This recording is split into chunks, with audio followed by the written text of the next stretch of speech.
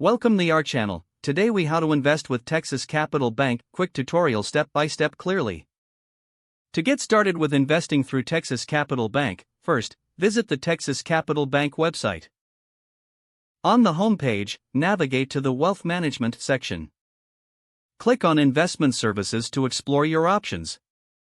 Review the various investment products available, such as retirement accounts and brokerage services. Select the option that best aligns with your financial goals. Next, create an account by clicking on the Open an Account button. Fill in the required personal information, including your name, address, and social security number. Once you've completed the form, review it for accuracy before submitting. After submission, check your email for a confirmation message. Follow the instructions in the email to verify your account. Log into your new account using your credentials.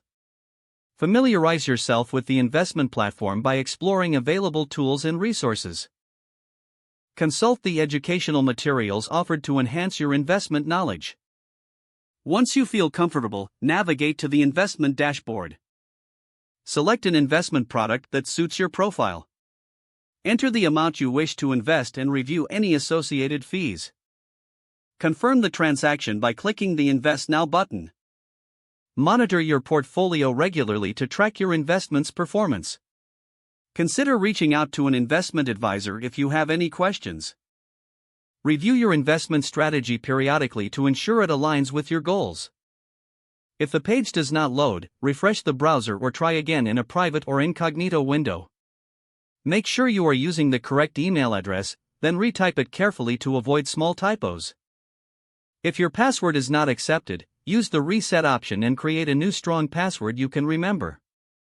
Check your spam folder for verification or security emails, then complete any requested confirmation steps.